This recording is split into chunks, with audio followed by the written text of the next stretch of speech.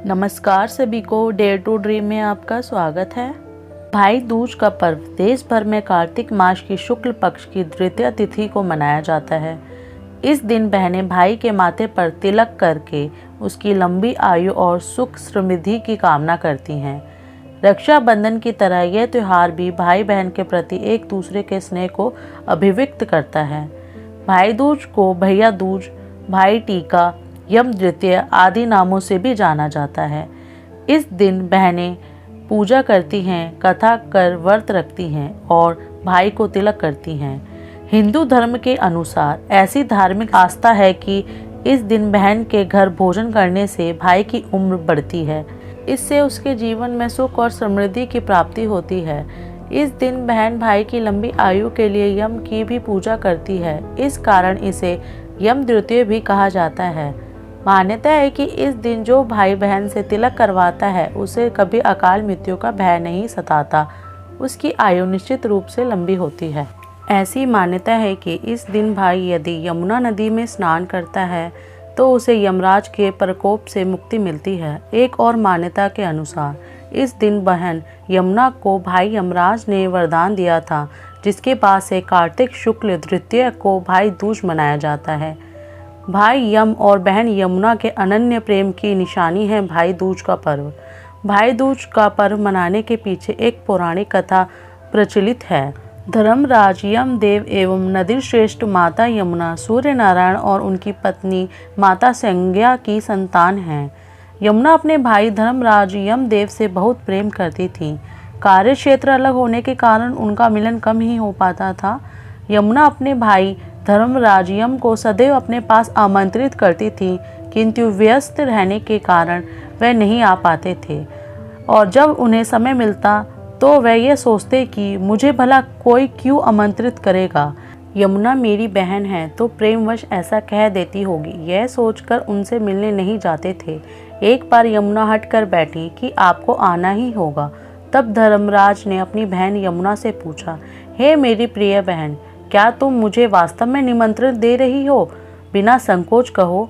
धर्मराज की बातें सुन यमुना ने कहा, हाँ भैया, आपको संदेह है? तब धर्मराज कहने लगे, मुझे बुलाने से लोग डरते हैं, मेरे आगमन से संकोच करने लगते हैं। क्या तुम्हें ऐसा भय या नकारात्मक भाव नहीं आते? तब यमुना ने अपने भाई धर्मराज यम के मन से उठ रहे प्रश्नों को शांत करने के लिए उत्तर दिया, हे धर्मराज, सबसे पहले तो आप धर्मराज हैं जो सदा धर्म पर चलता है और उसके बाद आप मेरे भाई हैं। इस स्थिति में भय कैसा? आप अपना कार्य धर्म रूप से करते हैं तथा यदि धर्म अनुसार किसी का अंत समय आ जाए तो उसे स्वीकार करना ही जीव का कर्तव्य है, तथा यदि किसी का अंत समय नहीं आया है तो किंतु आप उसके सामने खड़े हैं, तो इसमें कैसा भय भैया? अपनी प्रिय बहन की बातों से प्रसन्न होकर धर्मराज ने उनके निमंत्रण को प्रेम पूर्वक स्वीकार किया। कार्तिक मास में शुक्ल पक्ष की द्वितीय यानी दूसरे दिन धर्मराज यम देवता अपनी बहन से मिलने पहुंचे। यमुना अपने भाई को आया देखकर बहुत खुश हुई। अपने भाई को आसन ग्रहण करवाकर उन्हें टीका लगाया। पके हुए चावल समेत अपने भाई के मनपसंद भोजन थाल में प्रस्तुत किए। यमदेव भोजन कर तृप्त हुए। अपनी बहन द्वारा किए गए सम्मान से वो अति प्रसन्न हुए और प्रसन्न होकर अपनी बहन से कहा, हे यामी, मनोवांछित वर मांगो। धर्मराज यमदेव की जुड़वा बहन होने के कारण यमुना को यामी नाम से भी बुलाते थे। यामी ने कहा, हे भैया, यदि आप पूर्ण रूप से प्रसन्न हैं तो आप वचन दीजिए कि प्रतिवर्ष आप इस दिन मुझसे मिलने अवश्य आएंगे तथा आज से प्रतिवर्ष जो भी भाई अपनी बहन से इस दिन मिलने जाए, टीका करवाए एवं बहन द्वारा परोसे हुए भोजन ग्रहण करे, उसे आपका भय ना हो। यमराज ने कहा, ऐसा ही होगा। मैं प्रतिवर्ष अपनी बहन से मिलने अवश्य आऊँगा, अतिथ्य स्वीकार करूँगा एवं टीका करवाकर भोजन ग्रहण करूँगा तथा जो भी भाई इस दिन अपनी बहन के पास जाकर ये सब करेगा उसे मैं जीवन दान अवश्य दूंगा। जितने साल वो जाएगा मैं उतनी बार उसे जीवन दान दूंगा। बहन से टीका करवाकर बहन के हाथ से परोसे हुए भोजन का आनंद लेना तो स्वयं ही धर्म फल सर्वरूप है।